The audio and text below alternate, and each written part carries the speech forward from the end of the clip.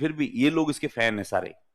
यूनानी इतिहासकार इसके बारे में कहते हैं अमित्रोचैडस है और अमित्रघात है, मतलब जो भी इसका दोस्त नहीं है उसको ये जिंदा नहीं रखता, उसको या तो थोड़े दिनों में गायब हो जाता है, कहीं न कहीं मार देता है उसको, ये मतलब उसकी हत्या करवा देता है।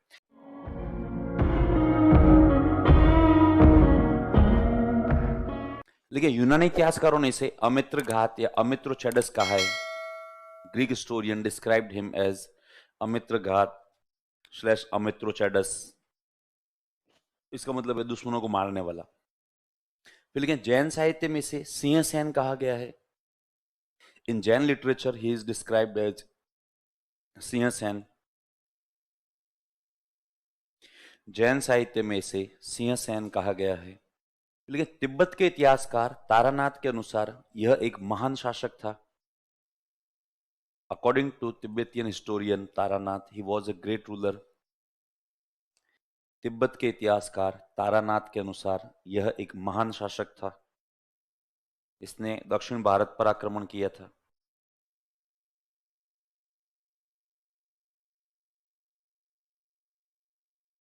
कॉन्कर्ड साउथ इंडिया, इसने दक्षिण भारत पर आक्रमण किया था। लेकिन यह आजीवक संप्रदाय का अनुयायी था। ही was a follower of आजीवक cult.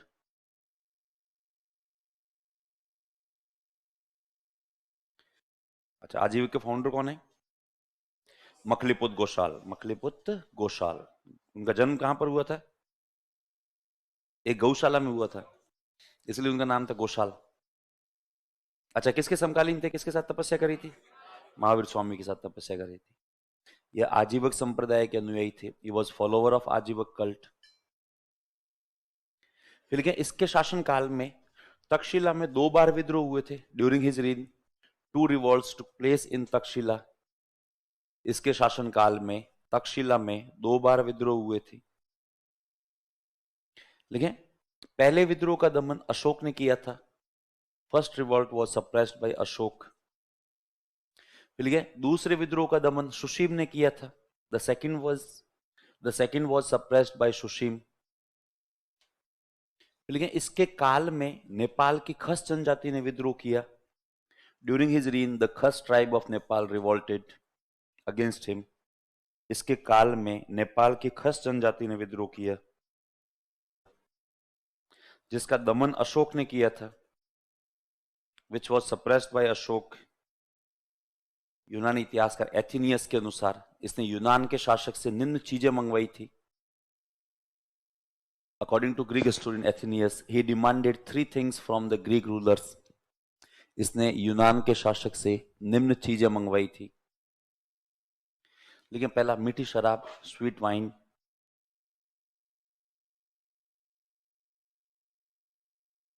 सूखे मेवे, ड्राई फ्रूट्स, फिग, और दार्शनिक।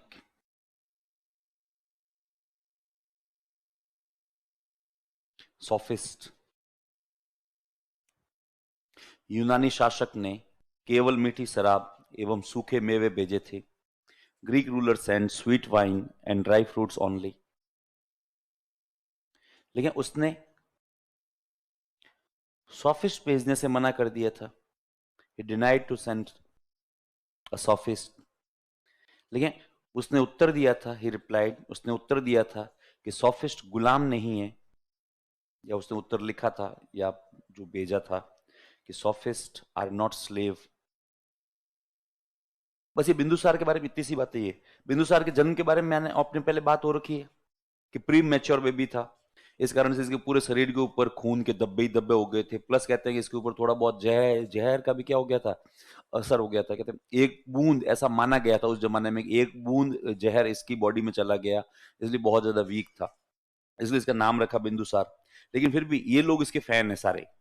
यूनानी इतिहासकार इसके बारे में कहते हैं अमित्रोचैडस है और अमित्रघात है, मतलब जो भी इसका दोस्त नहीं है उसको ये जिंदा नहीं रखता, उसको या तो थोड़े दिनों में गायब हो जाता है, कहीं न कहीं मार देता है उसको, ये मतलब उसकी हत्या करवा देता है। जैन इसके फैन है। जैन कह रहे हैं कि शेर है। क्या है ये? शेर है, सिंहसेन है। तिब्बत के इतिहासकार, हालांकि ये 16वीं सेंचुरी के हैं, तारानाथ, ये कहते हैं कि ये एक महान शासक था। और इन तीनों की माने तो इनके अनुसार ये पूरे मौर्य वंश में सबसे महान शासक था। पर ये तीनों इसके बारे में इतना कहते हैं कि बस इसके साथ प्रॉब्लम एक ही था, फिजिकली बहुत ज्यादा क्या था, ये वीक था, फिजिकली इतना ज्यादा कमजोर था कि जैसे अपने पहले भी बात हो रखी है कि जब तक ये 14-15 साल का नहीं हुआ तब तक तो तारानाथ वगैरह इसके बारे में लिखते हैं कि इसके हमेशा रिस्क ही रहती थी, पता नहीं ये सोएगा उसके बाद में वापस उठेगा या नहीं भी उठेगा। उसके बाद में ये तो था जिंदा तो बच जाएगा, लेकिन फिर भी स्ट्रांग नहीं था, बहुत ज्यादा वीक था। कोई यूं छोटा मोटा आप जैसा जाके यूं कोई है ना छोटा मोटा धक्का देता तो ये बेचारा क्या है, गिर जाया करता था। लेकिन फिर भी ये सारे इसके फैन हैं। फिर अपन इसके बारे में कहते हैं और क्या क्या हुआ इसके बारे में, तो आजीविक संप्रदाय का अनुयायी है क्योंकि नियति को मान चुका था। इसने कहा कि मेरी नियति ही वैसी है, ठीक है। प्लस इसके काल में तक्षशिला में 2 बार विद्रोह हुए, इससे पता लगता है तक्षशिला अभी भी इनके अंडर में ही था। और इनमें से एक बार विद्रोह का दमन इसके बेटे अशोक ने किया और एक विद्रोह का दमन किसने किया था, है ना सुशीम ने किया था। सुशीम इसका अशोक का हाफ ब्रदर था, मतलब भाई था, ठीक है। तो और उसके बाद में इसके काल में नेपाल की एक खस जनजाति है, इससे ये सिद्ध होता है कि नेपाल भी इनके अंडर में था, कि नेपाल की खस ट्राइब है, इसने भी विद्रोह किया और खस ट्राइब के विद्रोह का दमन करने कौन जाता है, अशोक जाता है। अच्छा, खस अपने राजस्थान में घास होती है, कहां पर पाई जाती है, जैसलमेर। हे भगवान, बिल्कुल उल्टा डायरेक्शन कर दिया। सवाई माधोपुर, सवाई माधोपुर, करौली, भरतपुर वाला क्षेत्र है, विशेष करके खास करके सवाई माधोपुर। अच्छा, खस का प्रयोग किसमें होता है, परफ्यूम में, और शरबत भी बनाते हैं, शरबत भी बनाते हैं, प्लस इत्र या परफ्यूम उसमें भी खस का क्या होता है, प्रयोग होता है। तो याद रखना ये सवाई माधोपुर के आसपास वाले क्षेत्र में होती है। और ठीक है। यूनानी इतिहासकार एथिनियस कहता है कि इसने यूनान के साथ 3 चीजें मंगवाई थी, मीठी शराब, सूखे मेवे और सॉफिस्ट, लेकिन उसने केवल दो ही चीजें भेजी, ठीक, कि मीठी शराब और सूखे मेवे। सॉफिस्ट भेजने उसने, मतलब हालांकि उसने मना किया, ये बात सत्य है, पर बहुत ही हम्बल तरीके से कहा। उसने कहा कि मेरे पास में सॉफिस्ट खूब है, लेकिन कोई भी सॉफिस्ट मेरा गुलाम नहीं है, सारे के सारे सॉफिस्ट स्वतंत्र है, इंडिपेंडेंट है। और जब आपका पत्र लिखा तो मैंने इनसे रिक्वेस्ट भी की कि क्या कोई भी भारत जाना चाहेगा, पाटलिपुत्र जाना चाहेगा, लेकिन सभी सॉफिस्ट ने मना कर दिया। अब चूंकि वो मेरे गुलाम नहीं है तो मैं इनको फोर्सफुली भेज नहीं सकता, दबाव इनके ऊपर मतलब इनके ऊपर बना नहीं सकता। बाकी हाँ, फ्यूचर में कोई भी सॉफिस्ट आना चाहेगा तो मैं जरूर इनके लिए भेज दूंगा। अब प्रश्न ये, एक सॉफिस्ट होते क्या है, सॉफिस्ट अपन लोग पढ़ेंगे बाद में।